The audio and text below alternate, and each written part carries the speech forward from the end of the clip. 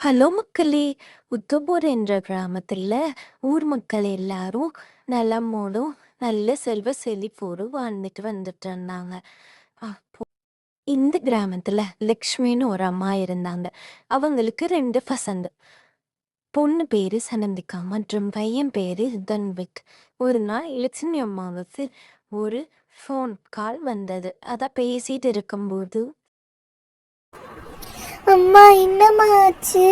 ஏம்மா அழுகுறீங்க? யாரும்மா ஃபோன் பண்ணியிருக்கா? என்னம்மா ஆச்சு? ஐயோ ச்சே, விழுந்துட்டேனே. ஹே சனந்தி, என்னாச்சு? ஏன் விழுந்துட்ட? ஐயோ தன்விக் அம்மா அழுதுட்டு ஃபோன் பேசினாங்க. ஓடி வந்தேனா கீழே விழுந்துட்டேன். ஐயோ கை வலிக்குது. பார்த்து போறது இல்லையா சனந்தி? ஐயோ அம்மா, ஏன் அழுகுறீங்க? யாரும்மா ஃபோன் பண்ணியிருக்கா? என்னம்மாச்சு? பசங்களாம் உங்க தாத்தா தான் ஃபோன் பண்ணியிருந்தாங்க. உங்க தாத்தாவை யாரோ போலீஸ் ஸ்டேஷன் கூட்டிட்டு போயிட்டாங்களா என்னன்னு பார்த்துட்டு வந்துடுறேன். ஐயோ அப்பா, உங்களை யாரும் இங்கே கூட்டிட்டு வந்தது? என்னப்பா ஆச்சு? என்னாச்சு சொல்லுங்க. இன்ஸ்பெக்டர் சார், இவர் தான் என் பேக்கை எடுத்துகிட்டு போனது. தயவு செய்து நீங்கள் தான் அவருக்கு தண்டனை வழங்கணும். ஐயோ இல்லை இன்ஸ்பெக்டர் சார், நான் எடுக்கவே இல்லை சார். கொஞ்சம் இருங்கம்மா.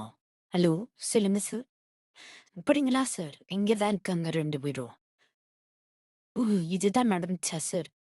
சரிங்க சார், தேங்க்யூ சார். இது பாருங்கம்மா, உங்க பேகை எடுத்தவர் இந்த பெரியவர் இல்லை. உங்க பேகை நிஜமாவே இந்த குருவி தான் எடுத்துட்டு வந்து போட்டிருக்கு. சிசிடிவி ஃபுட்டேஜில் இருக்குமா?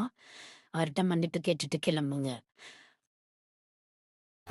அப்பா இப்பயாவது எங்கள் அப்பா தப்பு பண்ணல நிரூபணமாச்சு. ரொம்ப தேங்க்ஸ் சார்.